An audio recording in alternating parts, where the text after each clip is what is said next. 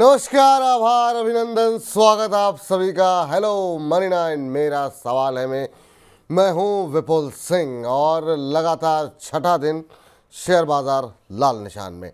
हालांकि कोशिश हुई थी और 23,675, 23,676 ये निफ्टी ने आज का इंट्राडे हाई लगाया था, लेकिन वो कोशिश सिर्फ कोशिश ही तक सीमित रह गई।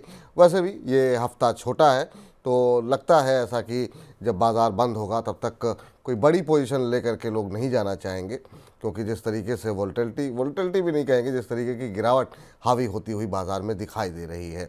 अब सवाल ये कि आखिर में ये गिरावट कहाँ जा कर के थमेगी। आज की जो कोशिश है, क्या वो अगले हफ्ते जो है वो हम उम्मीद ये कर सकते हैं क्या कि ये बॉटम बन गया है, यहाँ से रिकवरी आएगी, या फिर ये गिरावट अभी थोड़ी सी और लंबी चलती दिखाई देगी, क्योंकि 48 लाख करोड़ की मार्केट कैप जो है वो जो है एक तरीके से साफ़ हो चुकी है बाज़ार के हाई से अगर हम देखें। इसके अलावा मार्च 2000 अगर हम 20 की बात करें, 2020 के बाद से इतना लंबा करेक्शन जो है कि सेंसेक्स, निफ्टी, मिड कैप सब में अक्रॉस द बोर्ड 10% से ज़्यादा की गिरावट जो है वो एक मुश्त जो है वो देखने को मिली नहीं है, वो इस बार देखने को मिल रही है। तो बेयर्स क्या बोल रहे हैं ना, पूरी तरह समाप्त हो गया है, अब बेयर्स की गिरफ्त में है बाजार। इन्हीं तमाम पहलुओं पे आज हम बातचीत करने की कोशिश करेंगे और आज की चर्चा में दो खास मेहमान हमारे साथ होंगे। शुरुआती 35-40 मिनट तक हमारे साथ ब्रजेश सिंह जी मौजूद रहेंगे। इसके अलावा भी हमारे साथ एक और ख़ास मेहमान होंगे जिनसे हम बातचीत, प्रशांत तापसे जी हमारे साथ होंगे, उनसे समझने की कोशिश करेंगे कि आखिर में बाज़ार में अभी चल क्या रहा है। लेकिन सबसे पहले वेलकम करते हैं आज के हमारे ख़ास मेहमान ब्रजेश जी का। ब्रजेश जी बहुत लंबे वक्त बाद हमारे पास लौटे हैं इस शो के अंदर, इस कार्यक्रम के अंदर। तो सबसे पहले तो ब्रजेश जी बहुत बहुत स्वागत है आपका आज की इस चर्चा में शामिल होने के लिए। और ऐसे वक्त पर आप आए हैं कि जो तमाम दर्शक हैं, जो निवेशक हैं, वो त्राहिमाम कर रहे हैं इस समय, क्योंकि बहुत बड़ा वर्ग ऐसा है जिन्होंने मतलब ये इस तरह की गिरावट देखी नहीं है। उन्होंने सिर्फ बुल रन ही देखा है, बहुत तेज़ी देखी है, और इसमें बहुत सारे ऐसे लोग जो कि बाज़ार के बारे में नहीं जानते थे, उन्होंने भी अपने नए नए डीमेट अकाउंट खुलाए, उनको भी अच्छा मुनाफा हुआ। अब इसमें वो थोड़ा सा घबरा गए हैं, चिंतित हैं। क्या सलाह रहेगी आपकी और अगले लेवल्स आप क्या देख रहे हैं बाज़ार में? तो गुड आफ्टरनून विपुल जी, आपका बहुत बहुत धन्यवाद शो में बुलाने के लिए। सिक्के के दो पहलू होते हैं, वही मार्केट के भी दो पहलू हैं, बुल मार्केट और बेयर मार्केट। अगर मैं कहूँ कि लोगों ने 2008 की मंदी देखी, 2016 की मंदी देखी, तो आप ये मान के चलिए इस हिसाब की अगर मार्केट में कोई भी करेक्शन अगर आता है और अगर वो करेक्शन मंदी में अगर कन्वर्ट भी होता है तो घबराने की ज़रूरत नहीं है। दो प्रकार की मेंटेलिटी लेके चलें, या तो आप स्ट्रिक्ट अपने आप को ट्रेडर की मेंटेलिटी लेके चलें। अगर आप ट्रेडर की मेंटेलिटी लेके चल रहे हैं तो आपका जो विज़न होगा या जो टाइम फ्रेम ऑफ ट्रेडिंग का रहेगा वो शॉर्ट टर्म का रहेगा। आप शॉर्ट टर्म डिपेंड करता है आपका, आई एम अज्यूमिंग कि 1 महीने से लेके 3 महीने या थोड़ा सा और अगर मैं एक्सटेंड कर दूँ तो 4 महीने के लिए यहाँ से, तो आपका विजन वो होना चाहिए। और उस विजन को अगर आप लेके चल रहे हैं तो फिर आप ये मान के चलिए कि आप उस विजन में आप अपना स्ट्रिक्ट स्टॉप लॉस लेके चल रहे हैं, चाहे आप वो 2% का हो, 5% का हो या 10% का हो। जैसे अगर आपका स्टॉप लॉस ट्रिगर होता है तो मेरा ऐसा मानना है कि आप अपने जो भी अगर स्टॉप लॉस ट्रिगर हुआ है तो आप एग्जिट कर लीजिए। दूसरा, अगर मान के चलिए कहीं मुनाफा हो रहा है तो उसको आप कन्वर्ट कीजिए, पेपरों में ना रख के आप उसको प्रॉफिट बुक जरूर कीजिए, एक पार्शियल प्रॉफिट बुक जिसे वर्ड बोलते हैं, उस पर आप उसमें आप ट्रेलिंग स्टॉप लॉस लगा के काम कीजिए। जो दूसरा वर्ग है वो है इन्वेस्टर्स का। तो मेरा ऐसा मानना है कि इन्वेस्टर्स के लिए मिनिमम टाइम फ्रेम 9 से 12 महीने का है और that can go up to 2 years, 3 years या 5 इयर्स डाउन द लाइन। तो अगर वो वर्ग में अगर आप आते हैं अपने आप को, तो फिर उस लिहाज से क्योंकि इस समय क्वार्टर्स Q2 के रिजल्ट चल रहे हैं, उसको मद्देनज़र रखते हुए जो स्टॉक्स में अगर रिजल्ट अच्छा आया है और टेक्निकल सेटअप के हिसाब से वो एक अच्छे सपोर्ट जोन पे अगर वो मिल रहा है जहाँ रिस्क आपका कम है और रिवॉर्ड ज़्यादा है, तो उस लिहाज से आप उसमें ट्रेड कर सकते हैं। एक स्मॉल पार्ट इन्वेस्टमेंट के बतौर, वो पार्ट इन्वेस्टमेंट आपका एक SIP के बतौर भी हो सकता है, या फिर आपके पास में अगर कोई कैपिटल है और उसको आप 3 भागों में आपने डिवाइड कर लिया तो उसके हिसाब से आप इन्वेस्टमेंट कर सकते हैं 40-40-60 या 60-40 या 30-30-40 के हिसाब से आप उसमें निवेश कर सकते हैं। रही बात ये कि कुछ लोग ऐसे भी हैं कि जो स्टार्ट करते हैं ट्रेडिंग करना कि नहीं हम ट्रेडर हैं, और जब उनका स्टॉप लॉस ट्रिगर हो जाता है फिर वो अपने आप को कन्वर्ट कर लेते हैं इन्वेस्टर की तरफ। तो फिर उनसे हाथ जोड़ के विनती है कि आप इस मार्केट में ना रहें, क्योंकि अगर आपका वही प्रिंसिपल रहेगा तो आपका जो कैपिटल है वो भी शून्य पे पहुंच जाएगा और फिर वो आपको मेंटल डिसेबल करेगा। तो इसका अप्रोच जो है इस मार्केट के लिए वो एक डिसिप्लिन ट्रेडर। अब आप अपना एक पहले प्लान बनाइए और डिसिप्लिन लेके चले, देन मुझे उम्मीद है कि आप अच्छा मुनाफा कमाएंगे। ठीक सर। अब चूंकि आप तकनीकी रूप से बाजार को देखते हैं, चार्ट्स पढ़ते हैं, तो लेवल्स क्या देख रहे हैं सर मार्केट के अंदर? कहाँ पर आपको लगता है कि ये गिरावट थमती हुई दिखाई देगी, कहाँ पर बॉटम बनता हुआ निफ्टी में दिखाई दे रहा है आपको? तो देखिए, अगर विपुल जी अगर आप देखें तो निफ्टी ने ऑलरेडी एक head and shoulder pattern formation किया था डेली चार्ट पे, और अगर हेड एंड शोल्डर पैटर्न के बारे में ये कहूँ तो वो एक बेरिश फॉर्मेशन पैटर्न होता है और जिसकी probability of achieving it's target इस समवेयर अराउंड 70 to 80% जो हिस्ट्री उसकी बोलती है।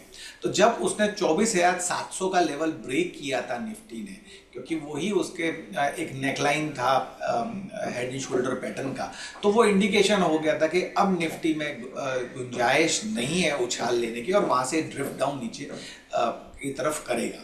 वो लिहाज से अगर हम देखें 24,700 या 800 का लेवल और ऊपर में 26,200 का लेवल, हालांकि 26,277 का प्रिसाइजली हाई है, लेकिन मैं लाइन चार्ट के बतौर आपको बताना चाह रहा हूँ। तो वो लेवल के हिसाब से जो टारगेट नीचे में निकल के आ रहा था वो लगभग 23,500 का निकल के आ रहा था, जो कि आज के सत्र में उसने वो अचीव कर लिया है। और ये जो लेवल ब्रेक हुआ था वो लगभग, if I am not mistaken, 20 अक्टूबर या 22 अक्टूबर के आसपास में ब्रेक हुआ था। तो आप ये देखिए कि जो गति होती है गिरने की वो ज़्यादा होती है एज कम्पेयर चढ़ने की। अब इमीडिएटली सपोर्ट क्या निकल रहा है निफ्टी का? तो पहला जो सपोर्ट है 23,200 का है। दूसरा सपोर्ट क्या निकल रहा है? नीचे में 22,800 का आ रहा है। और अगर मैं पैनिक सपोर्ट की बात करता हूँ कि बिल्कुल अगर मार्केट में और भी कोई नेगेटिविटी आने को है तो उस लिहाज से निफ्टी का जो सपोर्ट निकल के आ रहा है पैनिक सपोर्ट वो लगभग 22,000 का आ रहा है। रही बात ऊपर में रेजिस्टेंस क्या निकल के आ रहे हैं, तो इमीडिएट रेजिस्टेंस की अगर मैं बात करूं तो 23,544 के आसपास में चला है। तो पहला जो रेजिस्टेंस निकल रहा है 23,800 का निकल रहा है। उसके बाद में जो दूसरा रेजिस्टेंस निकल रहा है, क्योंकि आप देखेंगे 24,200 से लेके 24,500 के बीच में निफ्टी ने बहुत ट्राई किया था कि उसको ओवरकम करने के, लेकिन वो ओवरकम नहीं कर पा रहा था। तो वो एक बैंड ऑफ रेजिस्टेंस रहेगा। तो प्रिसाइजली आप ले सकते हैं 24,250 से लेके 24,350 का बैंड का रेजिस्टेंस है। बैंक निफ्टी की अगर हम बात करते हैं तो बैंक निफ्टी इस समय 50,251 के आसपास में ट्रेड होता हुआ दिख रहा है। उस लिहाज से जो इसका इमीडिएट सपोर्ट है वो आ रहा है 49,800 49,800। उसके बाद में नीचे जो उसका सपोर्ट निकल के आ रहा है वो 49,200 का आ रहा है। ऊपर में अगर हम रेजिस्टेंस की बात करते हैं तो इमीडिएट जो रेजिस्टेंस आ रहा है वो 50,500 से लेके 50,600 का बैंड का आ रहा है।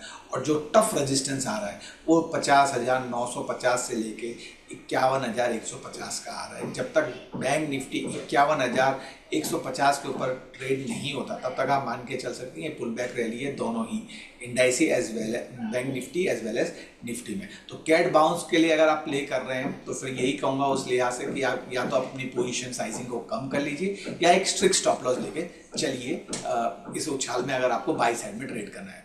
ठीक सर। बड़ी संख्या में सर आपसे लोग जुड़ना चाह रहे हैं, आपसे प्रश्न पूछना चाह रहे हैं और सवालों की झड़ी लगी हुई है, तो कोशिश करते हैं ज़्यादा से ज़्यादा प्रश्नों को इस कार्यक्रम में जगह देने की। शुरुआत करते हैं मोहम्मद नज़ीर अली साहब के सवाल के साथ।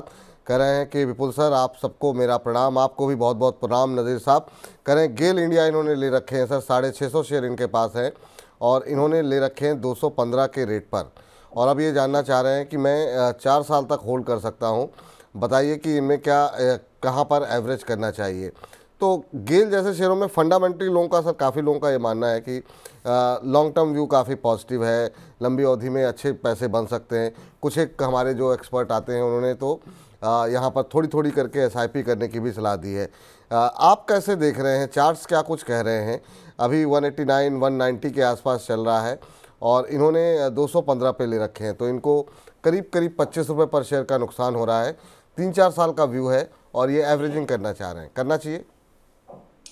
तो देखिए, अगर 2-3 साल का व्यू है, 225 के भाव में लिया है। अगर हम देखें 26 सितंबर 2022 का इसका लो था लगभग 83 रुपये से जो स्टॉक ने एक रैली ली, एक कर्व पैराबोलिक फॉर्मेशन में कर्व लिया था, उसने लगभग 286 रुपये का 50 वीक हाई बनाया था। वो लगभग 29 जुलाई 2024 के आसपास में बनाया था। उस लिहाज से मैं यही कहूँगा, अगर उस पॉइंट्स को मैं लेके चलता हूँ, तो इस समय 50 डे सिंपल मूविंग एवरेज जो भी है उसके नीचे ये ट्रेड हो रहा है। तो मौजूदा स्तर पे आप एक्यूमुलेशन ना करें। एक्यूमुलेशन का जो लेवल रहेगा वो आपका, और इसमें कोई गिरावट आती है 30 से 40 रुपये लगभग, मैं मोटा मोटा ये कहूँ कि अगर 150 के आसपास में अगर आपको मिलता है तो वो बहुत ज़्यादा बेनिफिट रहेगा। और इवन अगर किसी को फ्रेश बाइंग भी करनी है, अगर किसी को फ्रेश ट्रेडिंग भी करनी है, तो 150 के आसपास में आप वहाँ पर आप बाइंग कर सकते हैं। स्टॉप लॉस जो रहेगा वो लगभग 120 रुपये का रहेगा। ऊपर में अगर मैं टारगेट की बात करता हूँ तो पहला जो टारगेट निकल के आएगा वो लगभग 210 का रहेगा। और क्योंकि इनका जो प्रश्न 2 से 3 साल के लिहाज से था, तो इनके लिए फिर यही सलाह रहेगी कि जो ऊपर के टारगेट निकल रहे हैं वो लगभग 275 से 285 के निकल के आ रहे हैं। 275 से 285 तक के टारगेट निकल रहे हैं, लेकिन अभी एवरेजिंग की सलाह नहीं है सर आपके लिए। नीचे आने का वेट कीजिए और जो लेवल्स बताए गए हैं उनका ध्यान रखिए। अविनाश जी का प्रश्न ले लेते हैं, और इनका प्रश्न 2 शेयरों पर है और दोनों के दोनों ही सर PSU स्टॉक्स हैं। पहला ये जानना चाह रहे हैं कि इरडा, और दूसरा IRCTC में अभी क्या करना चाहिए। अब ये हमें नहीं पता है कि ये खरीदना चाह रहे हैं या ऑलरेडी इनके पास है और लॉस में है, क्योंकि दोनों ही शेयर ऐसे हैं जो कि ऊपरी स्तरों से काफ़ी टूटे हैं। तो ये मान के हम चलें कि अगर इनके पास हैं तो ये लॉस में ही होंगे। 191 पे आ गया है इरडा का शेयर, 300 से ऊपर का लेवल दिखाने के बाद आज 2-2.25% ऊपर ज़रूर है, लेकिन 200 का लेवल से नीचे जाने के बाद यहाँ पर काफ़ी लोग इस समय घबराए हुए हैं कि इरडा में और कितनी गिरावट बाकी है। 2 तरह के लोग हैं, एक तो इन्होंने, काफ़ी लोग ऐसे हैं, कल भी कुछ एक सवाल आए थे इरडा को लेकर के, जो कि 80-90 के आसपास, 100 रुपये के आसपास भी लोगों की पोजीशन अभी बनी हुई है। बहुत लोग ऐसे हैं जिन्होंने हायर लेवल पे लिया हुआ है। इन दोनों के बीच में आपकी सलाह क्या होगी इरडा को लेकर के, और फिर IRCTC पे थोड़ी सी बात करना चाहेंगे। तो पहले हम बात करते हैं इरडा पे। तो इरडा का अगर हम शेयर देखें तो एक इरडा का एक 11 मार्च का एक लो था लगभग 181 का। उसके बाद में एक स्विंग लो बनाया था उसने 3 जून का 2024 को 154 रुपये का। तो ये सपोर्ट लेवल आप पकड़ के चलिए, 120 और 150 का एक लेवल पकड़ के चलिए कि ये एक सपोर्ट लेवल है जहां पर यहाँ पर किसी को फ्रेश बाइंग करनी है या किसी को एवरेजिंग करनी है, तो ये लेवल पे आप एवरेज कर सकते हैं। 150 के आसपास में 120 का एक स्टॉप लॉस रहेगा, fresh bank as well as average. अब रही बात ऊपर में रेजिस्टेंस कितना निकलता है, तो इसका रेजिस्टेंस निकलता है 235 से 240 के बीच में। ये लेवल एक टफ रेजिस्टेंस है। तो अगर आप 150 पे लेते हैं तो 235 के आसपास में अगर आप प्रॉफिट बुक करते हैं फ्रेश बैंक के लिए, वेल एंड वेरी गुड। अगर किसी का व्यू लॉन्गर टर्म होराइजन का है, तो मैं अजम्पशन ले रहा हूँ 1 से 2 साल का, तो 235 के ऊपर अगर ये क्लोजिंग करता है तो स्टॉक में पोटेंशियल है, दोबारा रीटेस्ट कर सकता है अपने 52 वीक हाई को, जो कि लगभग 310 की वैल्यू पर है। तो इरडा में इस समय एवरेज करने की सलाह नहीं है। अगर किसी को फ्रेश बाइंग करनी है तो 150 के आसपास में मिलता है तभी आप बाइंग करें। 120 का stop loss play for the target of 235 followed by 310। दूसरा प्रश्न रहा आपका IRCTC का। तो आप नोटिस कीजिए IRCTC ओवरऑल अगर हम रेलवे स्टॉक्स को अगर हम समावेश करें तो IRCTC सबसे ज़्यादा डाउन परफॉर्मिंग स्टॉक था। IRCTC इस समय लगभग 800 के आसपास में चल रहा है। क्या फ्रेश बाइंग करनी चाहिए? मेरी सलाह है कि नहीं। 270 के आसपास, 770 के आसपास में मिलता है तभी आप उसमें एवरेज करें। स्टॉप लॉस क्या लगा के चलें? तो मेरा मत है आप 690 का आप उसमें एक स्टॉप लॉस लगा के चलें। ऊपर में क्या टारगेट निकल रहे हैं? 960 के आसपास के पहले टारगेट है, अगर उसको ओवरकम कर लेता है तो दूसरा टारगेट निकल के आ रहा है 1040 का।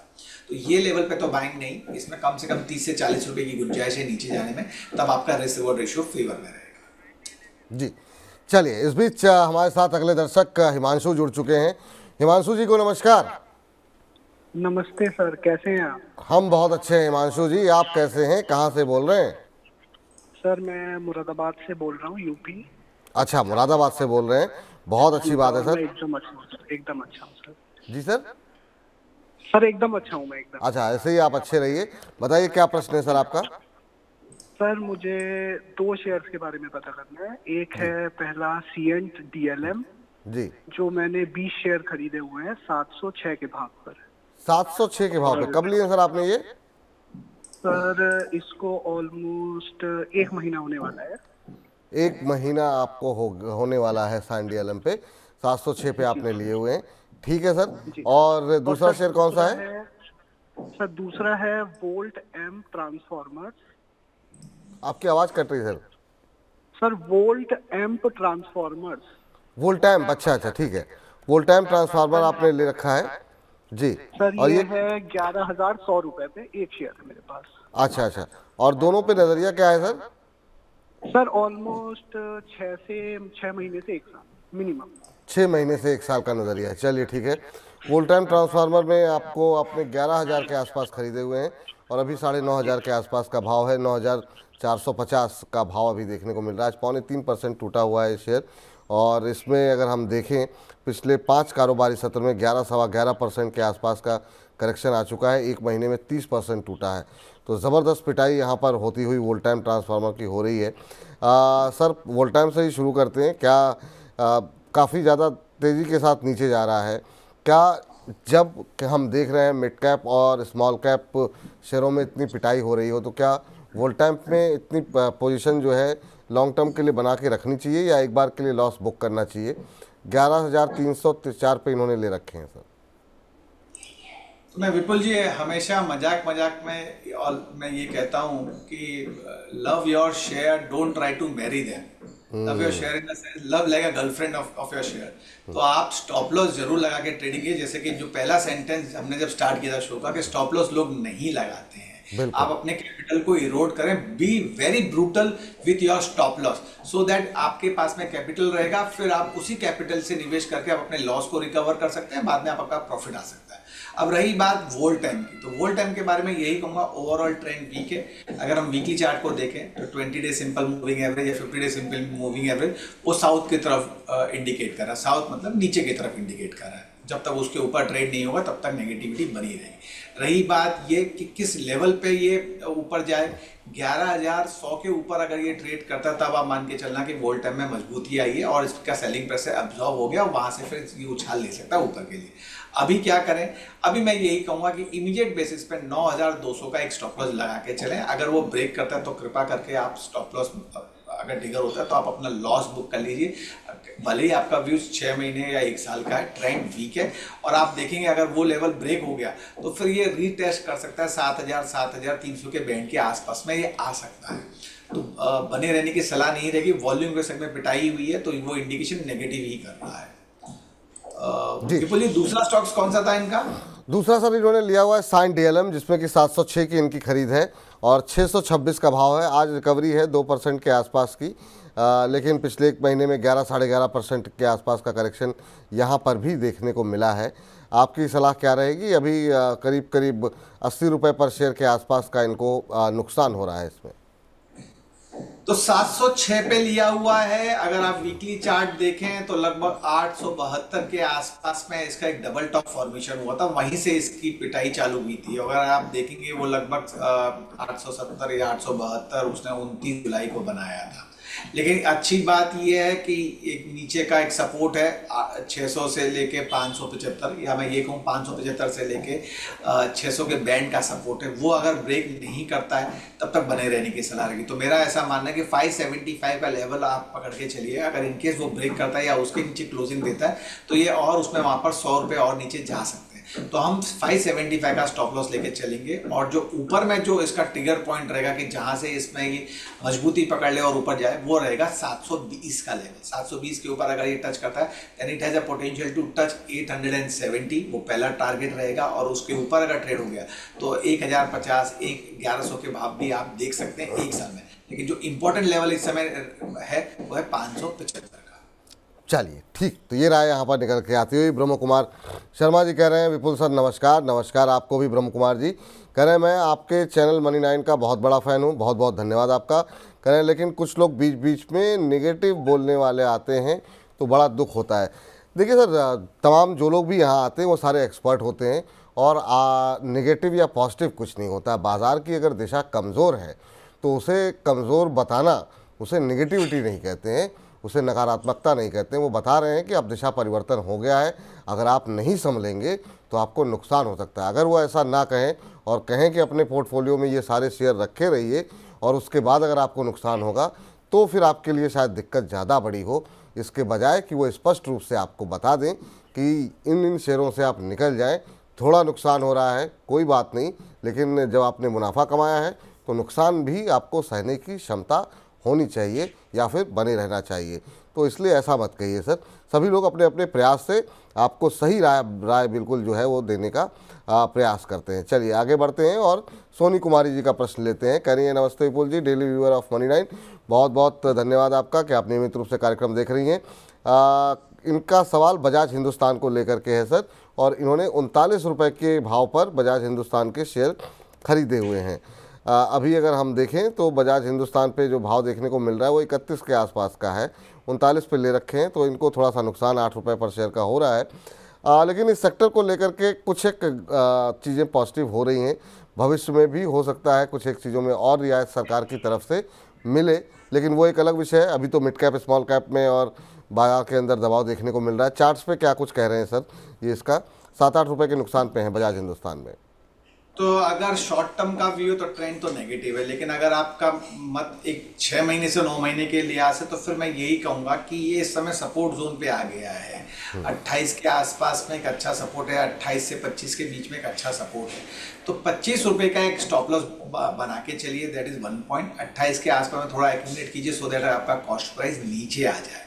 रही बात ऊपर में, तो मैं यही कहूँगा जो पहला रेजिस्टेंस रहेगा वो लगभग 35 रुपये का रहेगा। अगर हमारे को 35 रुपये से ऊपर की अगर क्लोजिंग मिलती है तो स्टॉक में पोटेंशियल दोबारा रीटेस्ट करेगा आपके 44 के भाव को।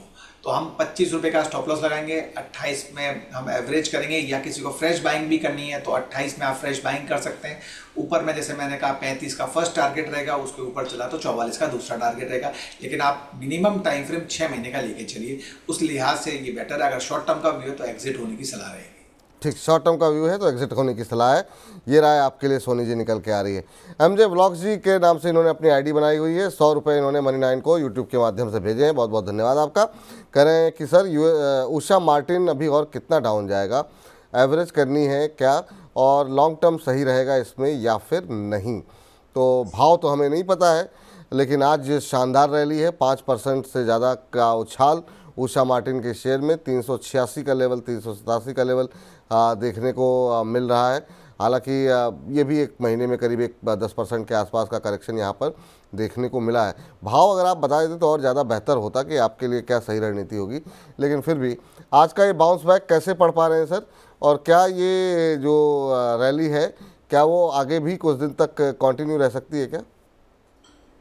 तो शॉर्ट टर्म के लिहाज से तो मैं यही कहूंगा कि जो पुल बैक रैली आई है वो 200 दिन के मूविंग एवरेज के ऊपर उसके ऊपर टिकने की वजह से आई है, और ये रैली जो चलेगी वो लगभग 400 रुपये के भाव को लेके जा सकती है।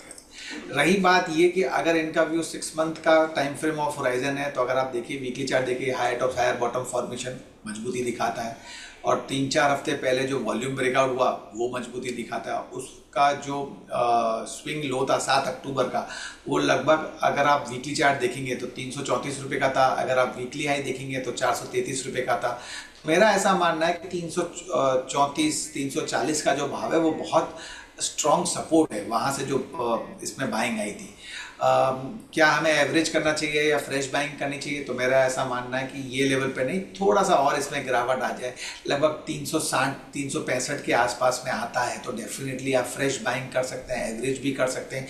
340 रुपये का एक स्टॉप लॉस लगा के चलें। ऊपर में क्या लेवल रहेगा जहाँ पर आपको ब्रेकआउट देखने को मिलेगा, वो रहेगा 410 का।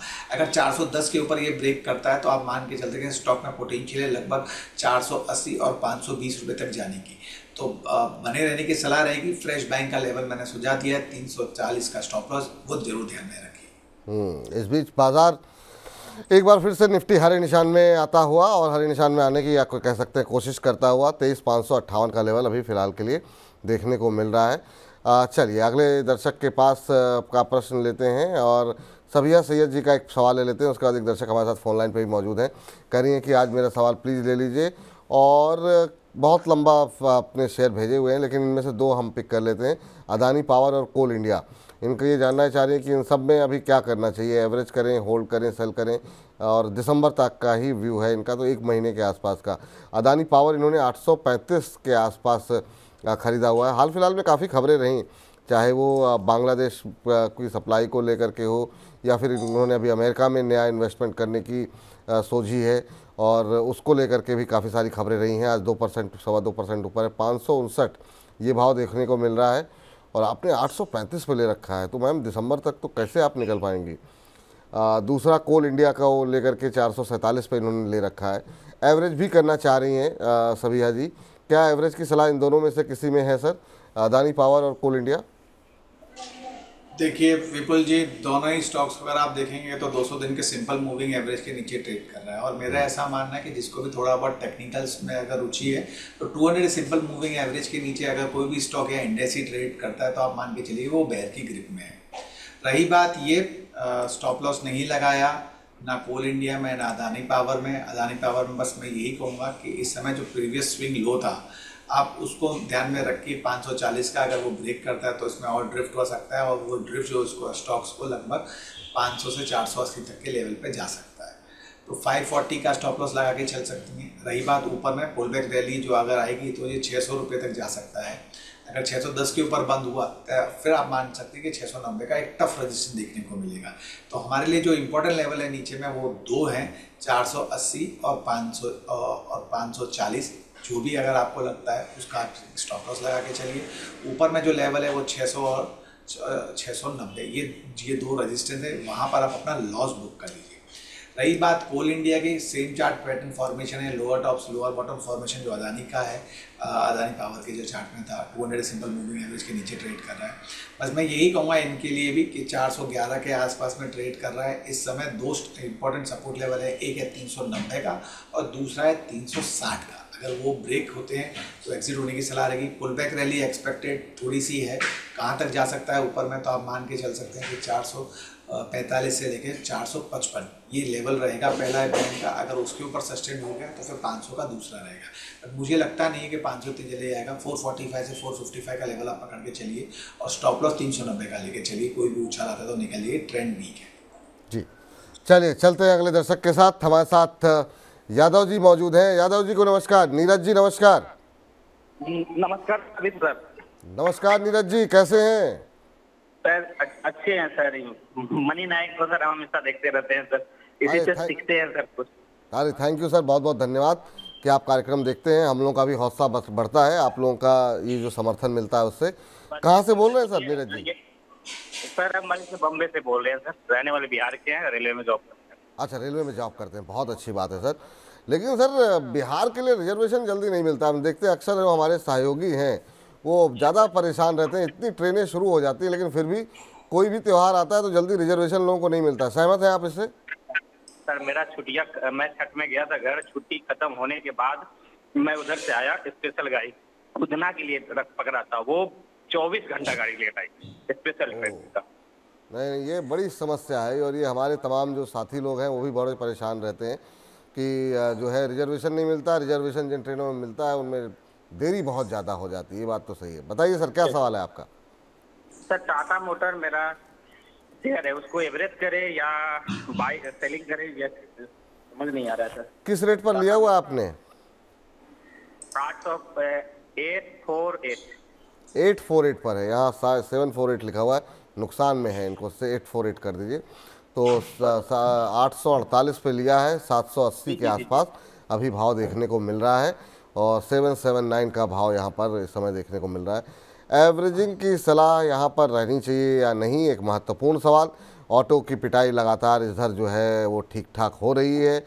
बजाज ऑटो के बाद से जब से नंबर्स देखने को मिले, 1 महीने में 16% के आसपास का करेक्शन तो यहाँ पर आ चुका है। अब बड़ा सवाल ये कि क्या एवरेजिंग के लिए थोड़ा वेट करें या अभी करना चाहिए सर?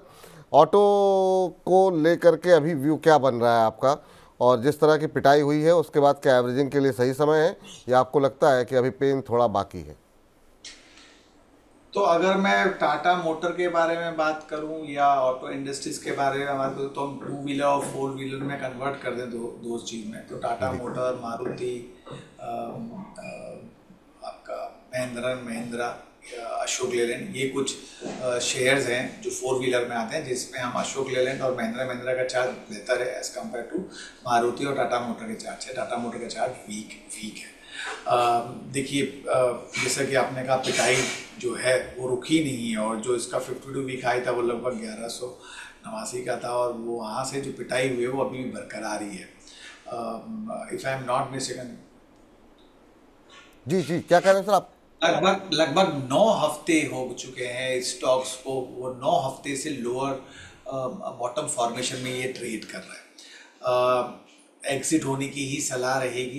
फिर भी अगर इनको अगर बना रहना है तो मैं यही कहूँगा कि 755 का एक स्टॉप लॉस लगा के चलें, और अगर कोई उछाल आता है स्टॉक में, अगर ये स्टॉक आपको 820 और 860 का लेवल दिखाता है तो एग्जिट कर लें। मेरा ऐसा मानना है कि वहाँ से भी जो 755 का जो लेवल दिया है वो भी आप देखेंगे कि आने वाले दिनों में वो भी ब्रेक होता हुआ रहेगा, और जो उसका 52 वीक लो है 670 का, वो हो सकता है एक बार रीटेस्ट कर जाए। ट्रेंड वीक है, it should have not broken 790 and 790 का लेवल वो ब्रेक नहीं करना चाहिए था, वो जो उसने ब्रेक किया हुआ है। तो अगर उसके नीचे ही ट्रेड करे तो नेगेटिव ही है। ठीक सर। अरे आज से जो है सर काफ़ी सारे शेयर जो हैं वो वायदा बाज़ार में शामिल हुए हैं। करीब 45 शेयरों की एक लंबी फहरिस्त है, जरा स्क्रीन पर लेकर के आइए। उनमें से 2-4 शेयरों को चुन लेते हैं, आज थोड़ी सी बातचीत कर लेते हैं। ये वो नाम है जिसमें कि आज हम देख रहे हैं कि ये फंडों में शामिल हुए हैं। उसमें अदानी टोटल गैस है, Adani energy, Jio financial, angel one, Paytm, Nykaa, D Mart, Poonawalla फैन, इसके अलावा HFCL, VBL, PB fintech, supreme industry, Indian bank, bank of India, union bank, LIC, हुडको, SJVN और NHPC। तो ये वो नाम है, लेकिन कुछ एक नामों पे हम थोड़ी सी चर्चा करने चाहेंगे, और इसमें ज़रा पावर पैक को पकड़ लेते हैं पहले। उसमें NHPC और SJVN, इन दो पे आपकी राय पहले क्या होगी सर, जो कि अब वायदा बाज़ार में शामिल हुए हैं। 78 के आसपास इस समय NHPC बहुत थकाया, 80 के नीचे अब जाता हुआ, क्या सलाह रहेगी, क्या करना चाहिए? और दूसरा SJVN, यहाँ पर भी हम देख रहे हैं कि अभी भी दर्द बचा हुआ है, 105 के आसपास चल रहा है, 1% आज ज़रूर ऊपर है, लेकिन इन पे लोगों की पोजीशन काफ़ी ज़्यादा है और लोग फंसे हुए हैं। तो अगर हम NHPC के बारे में बात करें तो मैं यही कहूँगा, NHPC का स्टॉक्स जिस हिसाब से ट्रेड हो रहा है वो एक बार मुझे लगता है कि अगर 73 के लेवल या 70 के लेवल को अगर ये नहीं तोड़ता है तो वो ज़्यादा बेटर रहेगा, वही इमीडिएट सपोर्ट है उसका। और अगर पुल बैक रैली आई तो इसको फिर दोबारा 84 और 86 के आसपास लेके जा सकती है, और अगर उसके ऊपर बंद होता है तो फिर आप देख सकते हैं स्टॉक 95 तक भी जा सकता है। लेकिन हाल फिलहाल में जो इंपॉर्टेंट लेवल रहेगा वो 70 से 73 के बैंड का सपोर्ट है, वो that should not be broken. क्या बाइंग करनी चाहिए इस लेवल में? नहीं, 75 के आसपास में मिलता है तभी आप बाइंग करें, 70 का एक स्टॉप लॉस लगा के चलें, और then play for the target of 85 या 86 लेवल। SJVN का ट्रेंड अगर हम देखें, overall structure of the chart weak है, daily chart as well as weekly chart time frame में वीक दर्शा रहा है, और जिस हिसाब से 105 के आसपास में ट्रेड हो रहा है, मेरा ऐसा मानना है कि अगर ये स्टॉक 98 या 99 के लेवल को ब्रेक कर देगा तो स्टॉक आपको 82 रुपये तक भी जा सकता है। तो जो इम्पोर्टेंट सपोर्ट लेवल है वो इस समय जो वो है 98 या 99 के लेवल का। क्या इस लेवल पे बाइंग करनी चाहिए? नहीं, मेरा ऐसा मानना है कि एक बार रीटेस्ट कर लेने दीजिए। अगर वो 98 या 99 के लेवल को टच करके ऊपर बाउंस करता है और क्लोज करता है 102 के आसपास, तभी आप 98 का स्टॉप लॉस लेके आप बाइंग करें। पुल बैक अगर रैली आती है तो कहाँ तक जा सकता है? आप मान के चलिए 115 से 118 के बीच में। इन दोनों चार्ट में कौन सा चार्ट बेटर है? तो मैं कहूँगा NHPC का चार्ट ज़्यादा बेटर है इसका कंपेयर टू SJVN। ठीक सर, ये दोनों पे बात हो गई, और कुछ एक और शेयर जो कि अभी हम आपको लिस्ट दिखा रहे थे, उनमें से सर पेटीएम और जियो फाइनेंस, इस पे काफ़ी सवाल हमारे पास आए हुए हैं आज, और चूँकि आज जो है खबर भी है तो इसको ज़रा चर्चा में ले आते हैं। पेटीएम के शेयर में आज 3-3.25% के आसपास की तेज़ी देखने को मिल रही है। 778 के आसपास का लेवल जो है वो अब देखने को मिल रहा है। आज की जो रिकवरी है, क्या इसे और ऊपर ले जाती हुई दिखाई दे सकती है? क्या यहाँ पर जो लोग एवरेज करना चाह रहे हैं, फंसे हुए हैं, उनको एवरेज करना चाहिए? पहले पेटीएम पे और जियो फाइनेंस में आज जो रिकवरी है उस पर भी आपकी टिप्पणी जानना चाहेंगे। तो पेटीएम के बारे में मैं यही कहूंगा कि देखिए इस समय ये वीक जो है वो छोटा वीक है और नेक्स्ट वीक भी छोटा वीक है। 20 तारीख को वोटिंग है मुंबई में, तो उस लिहाज से मार्केट की हॉलीडे है और कल गुरु नानक जयंती उस लिहाज से। तो इस समय आप पेटीएम के अगर चार्ट को देखेंगे तो बेरिश एनगल्फिंग कैंडलस्टिक फॉर्मेशन हुआ है वीकली चार्ट में, जो कि एक नेगेटिविटी दर्शाता है। एवरेज या बाइंग करने की सलाह नहीं रहेगी। बाइंग का जो लेवल निकल के आ रहा है वो लगभग 750 और नीचे में 730। तो मैं ये कहूँगा 730 से 750 के बैंड में अगर ये मिलता है तभी आप बाइंग करें। स्टॉप लॉस क्या लगा के चलें? 690 का स्टॉप लॉस लगा के चलें। ऊपर में क्या टारगेट निकल के आ रहे हैं? लगभग 960 के टारगेट निकल के आ रहे हैं, लेकिन आपको उसके लिए वेट करना पड़ेगा। एटलीस्ट 2 हफ्ते से 4 हफ्ते के बीच के लिए वेट करना पड़ेगा। जियो फाइनेंस के बारे में अगर मैं चार्ट को देखूं तो इस समय it is in the formation of Doge, जो कि एक रिवर्सल कैंडलस्टिक्स फॉर्मेशन को दर्शाता है। और जो इसका ये हफ्ते का जो स्विंग लो था 298 का स्विंग लो था, आप उसी का ही एक स्टॉप लॉस लेके चलें। 314 के आसपास में ट्रेड हो रहा है ये लेवल, या कोई भी गिरावट आती है 307 तक आती है तो आप उसका उस लेवल पे एवरेज कर सकते हैं या फ्रेश बाइंग कर सकते हैं। 298 का स्टॉप लॉस लेके चल सकते हैं। और ऊपर में अगर पुल बैक रैली एक्सपेक्ट करें तो आप मान के चले इमीडिएट टारगेट 330 के रहेंगे। उसके ऊपर अगर सस्टेन हो गया तो 345 के टारगेट ये दिखा सकता है। दोनों ही चार्ट में कौन से चार्ट बेटर है? तो मैं कहूँगा जियो का चार्ट थोड़ा स्ट्रॉन्गर है एज कम्पेयर टू पेटीएम के चार्ट से। ठीक सर, जियो का चार्ट जो है वो थोड़ा सा बेटर दिखाई दे रहा है। चलिए नाज़िर अली साहब हमारे साथ, नज़ीर अली साहब, मोहम्मद नज़ीर अली साहब हमारे साथ फ़ोन लाइन पे जुड़े हुए हैं। नमस्कार अली साहब, अस्सलाम वालेकुम। वालेकुम सलाम। कैसे हैं? नमस्कार सर। नमस्कार, कैसे हैं, कहाँ से बोल रहे हैं? सर मैं रहने वाला बिहार का हूँ, काम करता हूँ गुरुग्राम हरियाणा में। गुरुग्राम हरियाणा में काम करते हैं। चलिए बहुत अच्छी बात है सर कि आप बिहार से यहाँ पे आके काम कर रहे हैं। क्या काम करते हैं सर आप? सर कंस्ट्रक्शन में काम कर रहे हैं सर। कंस्ट्रक्शन जो बड़ी बड़ी बिल्डिंगें बनती है ना, उनमें सुपरवाइजर। चलिए बहुत अच्छी बात है सर। और इतनी सारी बिल्डिंगें गुड़गांव और नोएडा के अंदर बन रही हैं और आप जैसे लोग उसका निर्माण कर रहे हैं, बहुत अच्छा लगता है सर। बताइए सर, क्या प्रश्न पूछना चाह रहे हैं आप? सर मैंने तो 2 भेजा था सर। एक तो अभी यूट्यूब से आपने जेल वाला बता दिए। अच्छा, अभी IDFC फर्स्ट बैंक ले रखे हैं 500 share sir. IDFC first bank, ये है कि मतलब कोई विकल्प आपको छोड़ना नहीं है। यूट्यूब के माध्यम से भी सवाल, व्हाट्सएप पे भी सवाल, बहुत शानदार। जी बताइए, IDFC फर्स्ट बैंक आपने ले रखे हैं 71 पे सर? हाँ जी सर, 71.14। अच्छा, और कब तक होल्ड कर सकते हैं इसे आप? सर वो गेल वाला भी और ये भी मेरा 4 साल है सर। मैं 2029 में ही बेचूंगा सर। 2029 में ही बेचेंगे। चलिए गेल पे तो आपको उत्तर मिल गया। अब जरा IDFC फर्स्ट बैंक की बात कर लेते हैं। ये वाकई में क्या 4 साल रखने लायक है? क्योंकि 1 साल से तो काफ़ी निराश किया है और काफ़ी उम्मीदें थी जब इसके मर्जर के बाद काफ़ी सारी चीज़ें बदलेंगी। उसके बाद से खैर बाज़ार भी ख़राब हो गया, लेकिन ये शेयर में थोड़ा सा परेशान काफ़ी ज़्यादा किया है लोगों को। आप तो चलिए ठीक है 71 पे लिया हुआ है, बहुत लोग और ऊपर के लेवल पे लेके फंसे हुए हैं। सर IDFC फर्स्ट बैंक पे क्या करना चाहिए? 63 के आसपास चल रहा है और 7-8 रुपये का इनको नुकसान हो रहा है। तो 20 जून 2022 का अगर वीकली चार्ट देखें तो 28.95 का लो था। वहाँ से जो स्टॉक ने ट्रेड किया एक लो हायर टॉप से हायर बॉटम फॉर्मेशन के, और उसके बाद में स्टॉक ने 4 सितंबर 2023 को एक 52 वीक हाई बनाया था लगभग 100 रुपये का, नॉट 52 रुपये का, एक स्विंग हाई बनाया था। और वहाँ से जो इसमें गिरावट आप देख रहे हैं, जो स्टॉक लोअर टॉप से लोअर बॉटम फॉर्मेशन में ट्रेड कर रहा है।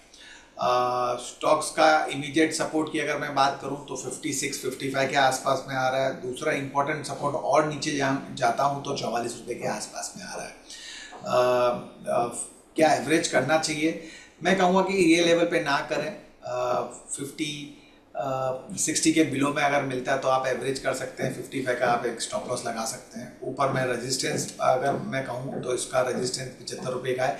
अगर 75 रुपये के ऊपर ये बंद करता है तो आप देखेंगे स्टॉक दोबारा एक बार 90 के लेवल को रीटेस्ट कर सकता है। 92 का उसका 52 वीक हाई है। Even same criteria goes for a fresh buying also, कि अगर किसी को फ्रेश बाइंग करनी है तो 60 के नीचे अगर आता है तो आप वहाँ पर बाइंग कर सकते हैं। 55 रुपये का एक स्टॉप लॉस लगा के play for the first target of 75, followed by 90 as a second target. Time frame जो रुकना पड़ेगा एटलीस्ट मिनिमम 4 महीने से लेकर 6 महीने के लिहाज से आप मान के चलें HDFC फर्स्ट के बैंक के लिए। ठीक सर, तो ये राय आपके लिए यहाँ पर निकल करके आती हुई। 2 शेयर सर काफ़ी चर्चा में आज हैं, मतलब अगर हम देखें तो इस पर काफ़ी ज़्यादा बातचीत हो रही है रिलायंस पावर को लेकर के। हाल फिलहाल में काफ़ी तेज़ी के साथ रिलायंस पावर का शेयर जो है वो ऊपर की तरफ गया और उसके बाद से लोअर सर्किट लगाते हुए नीचे आ रहा था। आज यहाँ पर नतीजे आए हैं, हालांकि नतीजों के अंदर बहुत कुछ छुपा हुआ है। मुनाफा 2878 करोड़ का दिखाया हुआ है, लेकिन आय में हमने देखा कि 1962 करोड़ रुपए के आसपास रही है, जिसमें कि गिरावट आती हुई दिखाई दी है। तो यहाँ पर क्या सलाह रहेगी आपकी? और ये जो लगातार लोअर सर्किट अपर सर्किट की कहानी है, इसमें जिन लोगों ने शुरुआत की दौर में लिया हुआ है उनको क्या निकल जाना चाहिए? जो लोग 50 के आसपास फंसे हुए हैं, आपकी सलाह क्या रहेगी? देखिए, जिन्होंने निचले स्तर पे लिया रखा है तो उनके लिए तो यही है कि एक बार आप प्रॉफिट बुक करके निकल जाइए। और जब भी स्टॉक्स में लोअर सर्किट और अपर सर्किट लगता है तो आप चार्ट देखिए, वो एक जेन्युइन चार्ट्स नहीं होते। फिर भी मैं यही कहूँगा, अगर हम इसका 27 मार्च 2023 का लो पकड़ के चले तो वो 9 रुपये पे ट्रेड कर रहा था। वहाँ से जो स्टॉक्स ने हाई बनाया वो लगभग 53 रुपया 64 पैसे का हाई बनाया। वो जो 30 सितंबर को हाई बना था वही उसका 52 वीक हाई है। उस लिहाज से इस समय स्टॉक जो है वो एक इमीडिएट सपोर्ट के आसपास में है। 32-34 का एक बैंड का एक सपोर्ट है, वो ब्रेक नहीं करना चाहिए। इनकेस अगर वो ब्रेक करता है तो stock can drift towards the level of 26 rupees also. तो फ्रेश बाइंग तो नहीं है। अगर किसी ने लेके रखा हुआ है तो मैं ये कहूँगा कि 32 रुपये का एक स्टॉप लॉस लेके चलें। अगर वो ब्रेक करता है तो आप निकल जाइए। जैसे कि चार्ट वीक है, इट माइट रीटेस्ट 26 ऑल्सो। अगर वो 26 को भी ब्रेक करता है तो दूसरा लेवल जो आता है वो 18 रुपये के आसपास में आता है। तो momentum of the chart negative side में रिलायंस पावर का बाइंग करने की तो सलाह बिल्कुल नहीं है। 32 रुपये का एक इंपॉर्टेंट लेवल अगर किसी ने लेके रखा है। और ऊपर में रेजिस्टेंस मैं यही कहूँगा कि 40 का टफ रेजिस्टेंस है। 40 के ऊपर अगर बंद देता है तभी आप देखेंगे कि इसमें एक और उछाल आ सकता है जो कि इसको 44 पे लेके जाएगा। बट मेरा ऐसा मानना है कि 32 से 34 रुपये का पहला लेवल है जो टच करेगा ये स्टॉक।